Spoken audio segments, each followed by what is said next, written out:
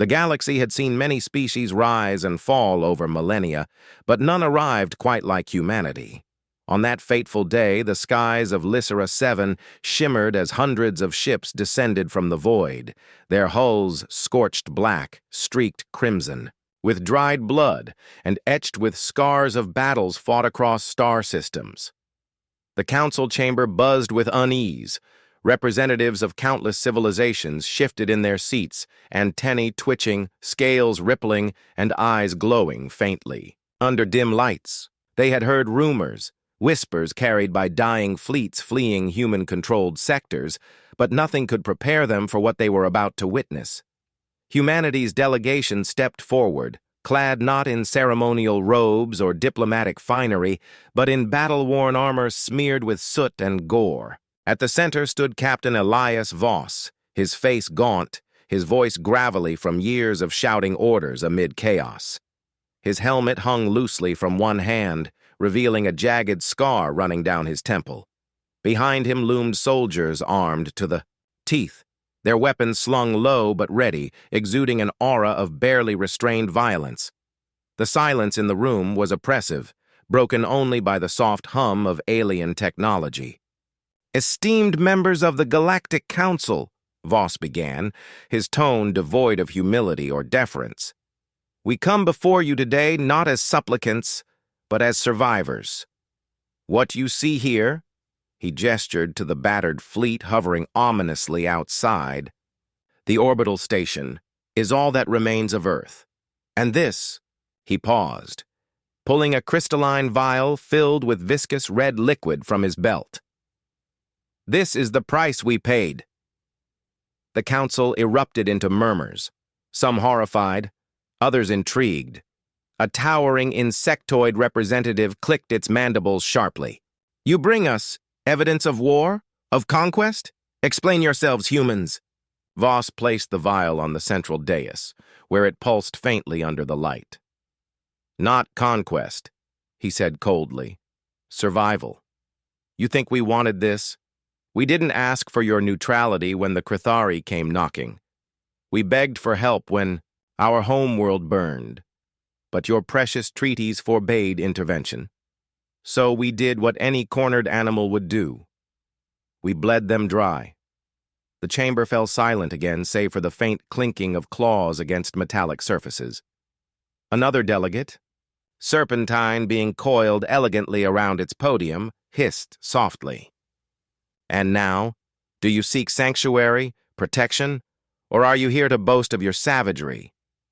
Voss's lips curled into a grim smile. "Neither. We're here because the galaxy needs to understand something. Humanity isn't just another species clawing its way up the evolutionary ladder.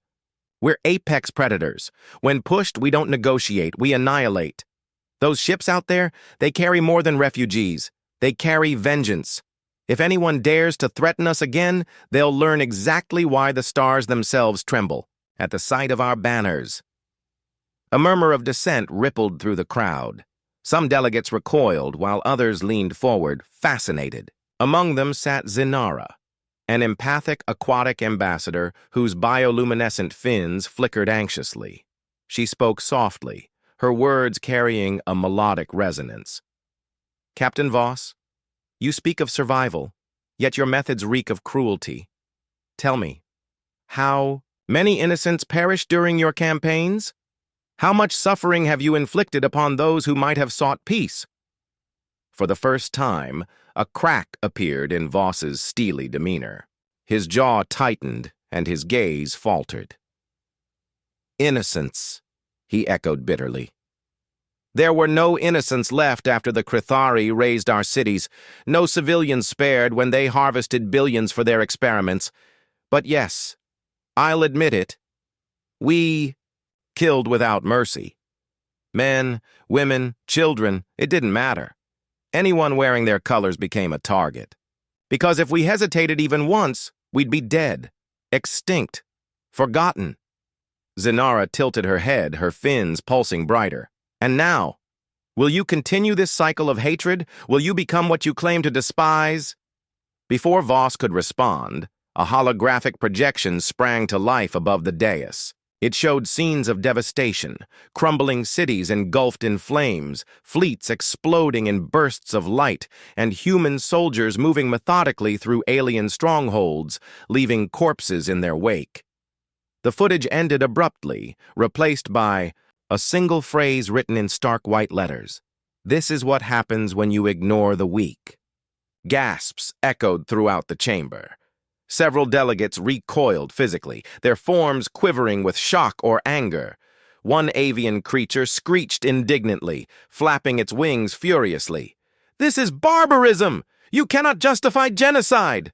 Voss slammed his fist onto the dais, causing several smaller ambassadors to flinch. "Genocide? Is that what you call defending your species from extinction? Fine. Call it whatever makes you sleep better at night. But mark my words, if anyone tries to cross us again, they'll regret it. Humanity doesn't play games. We don't bow to threats, and we sure as hell don't forget." As the tension reached a boiling point, Zenara rose gracefully, her fins shimmering with calm authority. "Enough," she intoned, silencing both sides. "Captain Voss, your message has been received. But let me remind you of something. Power unchecked leads to ruin. Even the mightiest empires crumble under the weight of their own hubris. Consider carefully whether you wish to rule through fear or find another path." Her words lingered in the air, heavy with implication. For a moment, Voss seemed to hesitate, his expression unreadable.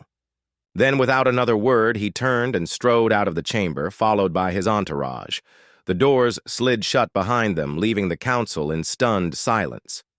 Outside, aboard the flagship Erebus, Voss stared out at the vast expanse of space.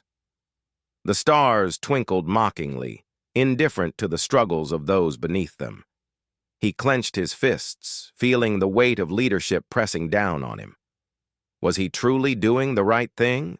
Or was he simply perpetuating the same cycle of violence that had nearly destroyed humanity? Behind him, Lieutenant Mara Chen approached cautiously. "Sir, the Council's reaction, it wasn't entirely unexpected. Do you think they'll try to stop us?" Voss exhaled slowly, his breath fogging the viewport. "Doesn't matter. Let them try. Humanity's future isn't decided by committees or treaties. It's carved out with steel and fire. If they stand in our way, they'll burn alongside everyone else." Mara nodded silently, though doubt lingered in her eyes. As the fleet prepared to depart, the blood-streaked hulls of their ships gleamed ominously in the starlight. Whether they were saviors or monsters remained to be seen. But one thing was certain. The galaxy would never forget the day humanity arrived with blood-stained ships.